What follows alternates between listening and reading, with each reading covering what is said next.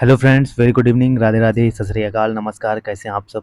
आशा करता हूँ आप सभी काफ़ी अच्छे होंगे और मैं शिशिर रोज़ की तरह स्वागत करता हूँ आपके अपने यूट्यूब चैनल शिशिर की पाठशाला में। तो जैसा कि आप सभी को पता है कि जिसका भी सब्जेक्ट है एसएसटी वो कंप्लीट इस चैनल से कंप्लीट प्रिपरेशन कर सकते हैं और बहुत कम टाइम में मैं डेली लगभग 2 से 4, 4 से 5, 6 वीडियोस अपलोड कर रहा हूँ। तो बहुत कम समय में कंप्लीट करा दूंगा और रिवीजन भी करा दूंगा। बस आप लोग ऐसे ही अपना प्यार बनाए रखिए और थैंक यू सो मच, आप लोग इतना ज़्यादा ज़्यादा चैनल को शेयर कर रहे हैं और सब्सक्राइब कर रहे हैं। तो चलिए, क्लास 6 की एनसीईआरटी जो कि नागरिक शास्त्र है, उसके सारे क्वेश्चन चैप्टर वाइज हम लोगों ने कर लिए। अब इस वीडियो में पूरा कंप्लीट क्लास 7 का जो नागरिक शास्त्र का पोर्शन है वो कंप्लीट करा दूंगा। तो चलिए स्टार्ट करते हैं। पहला ही चैप्टर है अध्याय 1 समानता। तो आइए समानता को पढ़ते हैं अच्छे से। तो बस जो सही आंसर है, आप लोगों ने बोला कि चारों आंसर पे टिक करने पे या बोलने पे आपको कन्फ्यूजन होता है, तो मैं बस जो सही आंसर है उसी को कंप्लीट कराऊंगा। तो जूठन किसकी आत्मकथा है? जूठन जो है ये किसकी आत्मकथा है, इसके बारे में पूछा गया है। तो इसका राइट आंसर क्या हो जाएगा? इसका राइट आंसर हो जाएगा फोर्थ, ओम प्रकाश वाल्मीकि। जूठन किसकी आत्मकथा है? ओम प्रकाश वाल्मीकि की। अब चलते हैं क्वेश्चन नंबर सेकंड पे। भारतीय संविधान में कितने मौलिक कर्तव्य हैं? तो जो भारतीय संविधान है इसमें कितने मौलिक कर्तव्य हैं? तो इसका राइट आंसर हो जाएगा दूसरा, दूसरे का दूसरा, 11। ठीक है, अब आगे चलते हैं। मध्याह्न भोजन योजना कब शुरू की गई थी? जो मध्याह्न भोजन योजना है वो कब शुरू की गई थी? तो यह क्वेश्चन है। तो आइए इसको देखते हैं अच्छे से।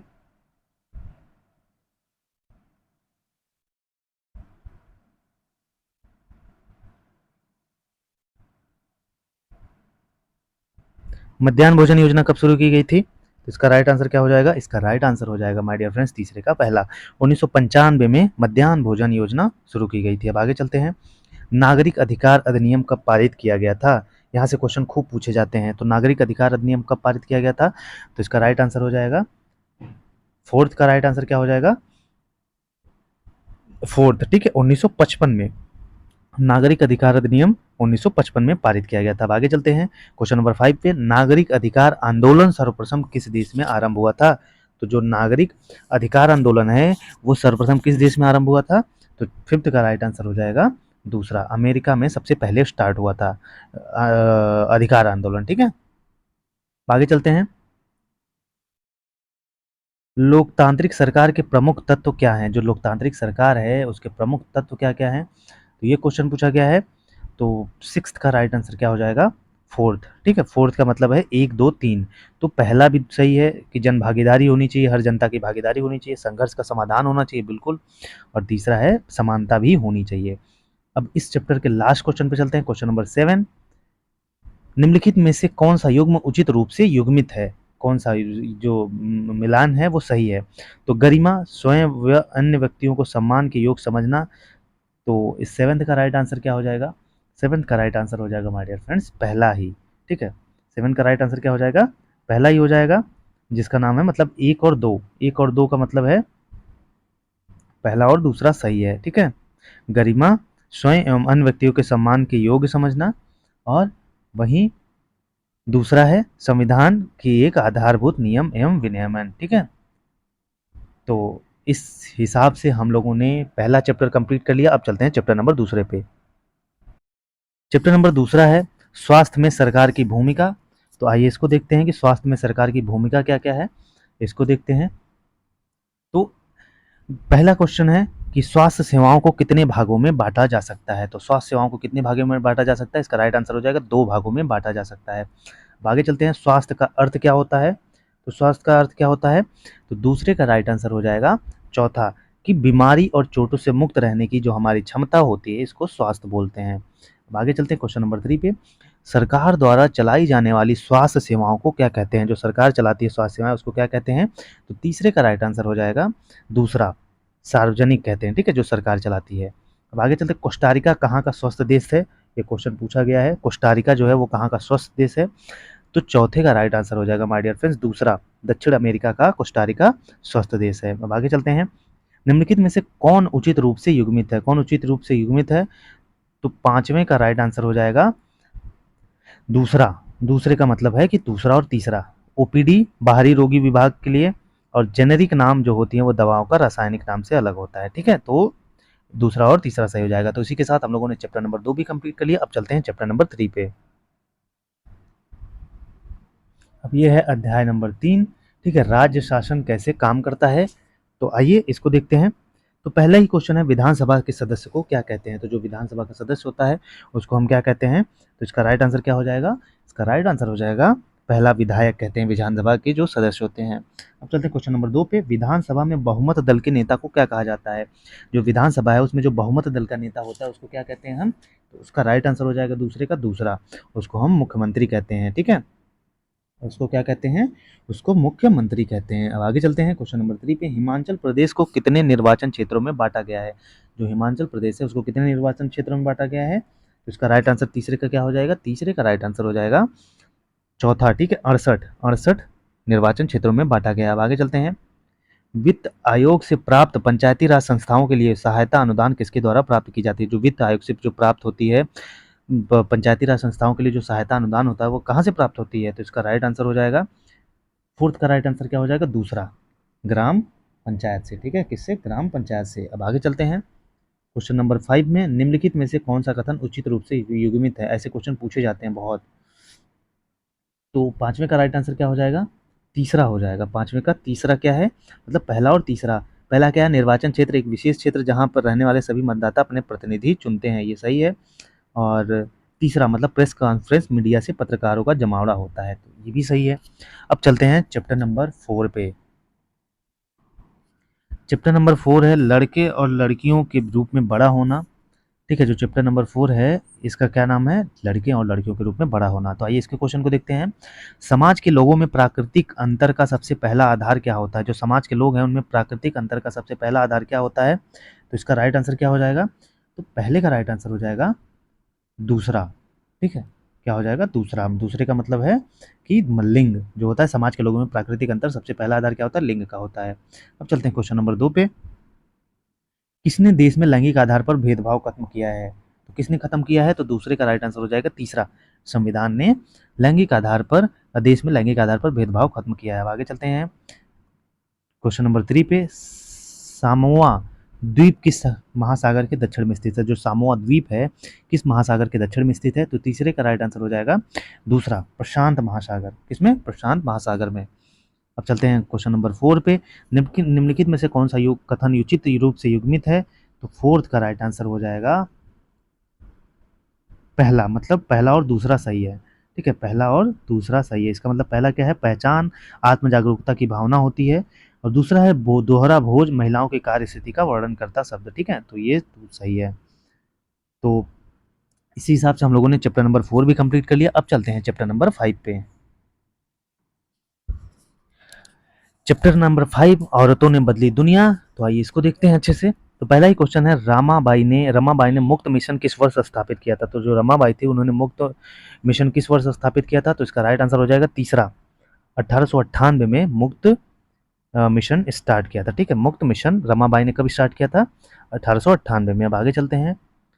रास सुंदरी देवी ने असमानता को अपने अनुभव पर क्या लिखा। जो रास सुंदरी देवी थी इन्होंने असमानता को अपने अनुभव पर क्या लिखा था। तो दूसरे का राइट आंसर हो जाएगा तीसरा, आत्मकथा लिखा था। ठीक है, भारत में कितने वर्ष में जनगणना होती है। तो इसका राइट आंसर हो जाएगा 11 वर्ष में होती है। तीसरे का राइट आंसर क्या हो जाएगा, सॉरी 10 वर्ष में होती है। ठीक है, हर 10 साल में वर्ष में जनगणना होती है। तो कितने, 10 साल में। ठीक है, चौथा है, भारत में कितनी प्रतिशत महिलाएं कृषि कार्य करती हैं। तो भारत में कितनी प्रतिशत महिलाएं कृषि कार्य करती हैं। तो चौथे का राइट आंसर हो जाएगा दूसरा, 80% महिलाएं कृषि कार्य करती हैं। क्वेश्चन नंबर 5 है, यौन प्रताड़ना सुरक्षा कानून कब चलाया गया था। तो जो यौन प्रताड़ना सुरक्षा कानून है ये कब चलाया गया था। तो पांचवें का राइट आंसर क्या हो जाएगा, पांचवें का राइट आंसर हो जाएगा दूसरा, दूसरा चलाया गया था, 2013 में चलाया गया था यौन प्रताड़ना सुरक्षा कानून।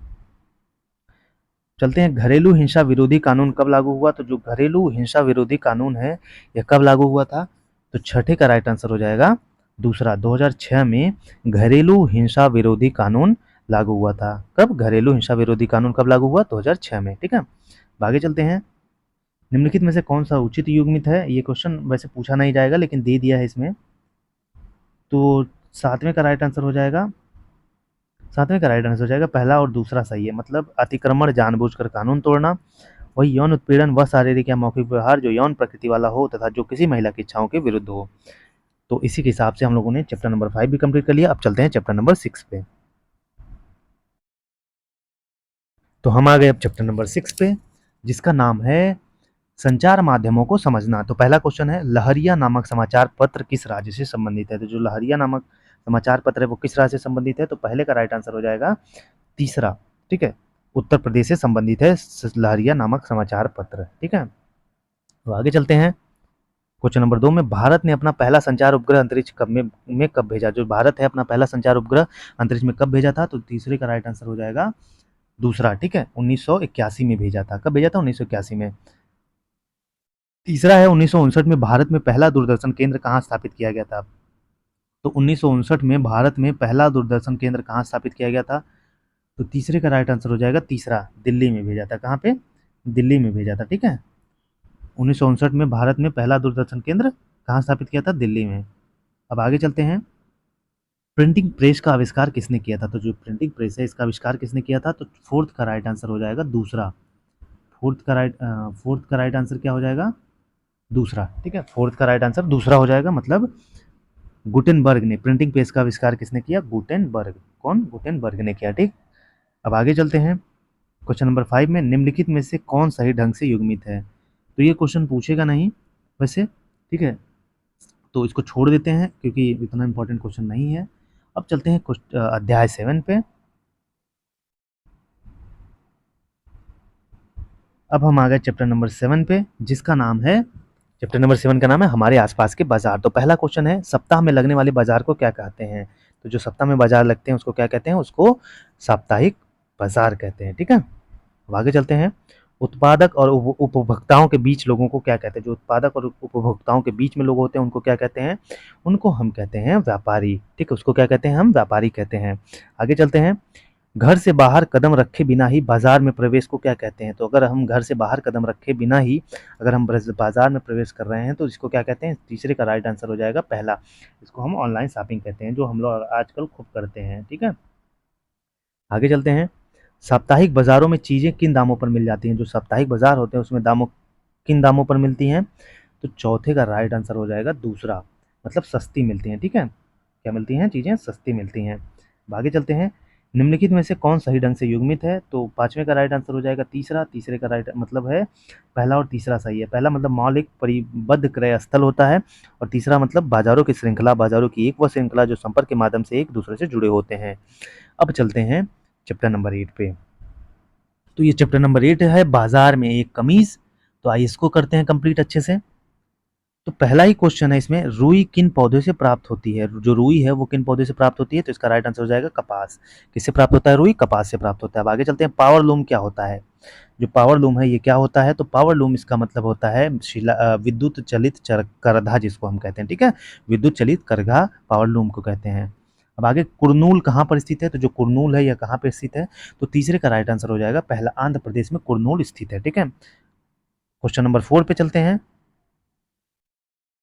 इरूड कपड़ा कहाँ पर मिलता है? जो इरूड कपड़ा होता है वो कहाँ पे मिलता है? तो चौथे का राइट आंसर हो जाएगा चौथा, तमिलनाडु में मिलता है इरूड कपड़ा, ठीक है। अब आगे चलते हैं, क्वेश्चन नंबर 5 में, रुई के गोलों से बीज अलग करने की विधि को क्या कहते हैं? ये क्वेश्चन पूछा गया है। तो रुई के गोलों से बीज को अलग करने की जो प्रोसेस होती है उसको क्या कहते हैं? तो पांचवें का राइट आंसर हो जाएगा दूसरा, ओटाई कहते हैं, उसको क्या कहते हैं? ओटाई। इस चैप्टर का लास्ट क्वेश्चन है, निम्नलिखित में से कौन सा सही ढंग से युग्मित है? तो देख लेते हैं इसको भी भाई। तो इसका राइट आंसर हो जाएगा छठे का चौथा, मतलब पहला, दूसरा, तीसरा तीनों सही हैं। जिनिंग मिल ऐसा कारखाना जहां कपास के गूलर से बीज निकाले जाते हैं उसको जिनिंग मिल कहते हैं। दूसरा है निर्यातक, वह व्यक्ति जो विदेशों से सामान बेचता है उसको निर्यातक कहते हैं। लाभ वह राशि जो कमाई से सभी लागतों में कटौती के बाद बच जाती है उसे प्राप्त होती है, बिल्कुल। अब चलते हैं चैप्टर नंबर 9 पे, ठीक है। किस पे? चैप्टर नंबर 9 पे। तो क्लास 7 की एनसीईआरटी चैप्टर नंबर 9 पे आ गए हम, जो कि लास्ट है टॉपिक है हमारा, ठीक है। तो यह है समानता के लिए संघर्ष। तो आइए इसके क्वेश्चन को देखते हैं। भारत का संविधान प्रत्येक नागरिक को किस दृष्टि से देखता है? तो जो भारत का संविधान है प्रत्येक नागरिकों को किस दृष्टि से देखता है? तो इसका राइट आंसर हो जाएगा समान दृष्टि से देखता है। अब आगे चलते हैं, 2011 की जनगणना के अनुसार कितनी प्रतिशत महिलाएँ थी? तो जो 2011 की जनगणना हुई थी उसके अनुसार कितनी प्रतिशत महिलाएँ थी? तो दूसरे का राइट आंसर हो जाएगा दूसरा 48.5%। अब आगे चलते हैं, भारत में मत देने की न्यूनतम आयु कितनी है? तो जो भारत है उसमें वोट देने की न्यूनतम आयु कितनी है? तो 18 वर्ष है, ठीक है? अब आगे चलते हैं, तवा नदी किन पहाड़ियों से निकलती है? जो जो तवा नदी है वो किन पहाड़ियों से निकलती है? तो इसका राइट आंसर क्या हो जाएगा चौथे का राइट आंसर हो जाएगा पहला, महादेव पहाड़ी से। कहाँ से? महादेव पहाड़ी से निकलती है। तो आई होप सो आपको अच्छा लगा होगा कंटेंट, और अगर आपको रियली अगर कंटेंट अच्छा लग रहा है, हेल्पफुल लग रहा है, तो प्लीज़ अपना कमेंट, शेयर और लाइक सब्सक्राइब ज़्यादा से ज़्यादा करिए। एक मुझे भी मोटिवेशन मिलेगा और मैं बहुत कम समय में आपका सिलेबस कंप्लीट करा दूंगा। हो सकता है आपको बोरिंग लग रहा हो और ये सारी चीज़ें लग रही हों, लेकिन कंटेंट ऐसा है कि ऑथेंटिक कंटेंट बोरिंग ही लगती हैं आपको। तो क्योंकि किताबें आपको बोरिंग लगती हैं और किताबें नहीं पढ़ते हैं, और जब जाते हैं एग्ज़ाम देने तो आपको लगता है कि क्वेश्चन फँसा ही नहीं। आप कोचिंग से गाइडेंस लेते हैं और कोचिंग में से गाइडेंस ज़रूर लीजिए, लेकिन कोचिंग में कंटेंट वही पढ़ाए जाते हैं, छाँट-छाँट के चीज़ें, और पुराने ईयर को पेपर को देखते हुए ही पढ़ा देते हैं बस, और वहाँ से क्वेश्चन नहीं फँसते हैं। तो बार-बार कह रहा हूँ, अगर क्वेश्चन अच्छे करने हैं तो पेपर पढ़िए, किताबें पढ़िए और प्रीवियस ईयर के क्वेश्चन पढ़िए, चैप्टर वाइज़ क्वेश्चन पढ़िए, आपके पेपर में ज़रूर सफलता मिलेगी। तो चलिए इस वीडियो में यहीं तक, तब तक के लिए जय हिंद, जय भारत। हँसते रहिए, मुस्कुराते रहिए और ज़्यादा से ज़्यादा शेयर, सब्सक्राइब करते रहिए।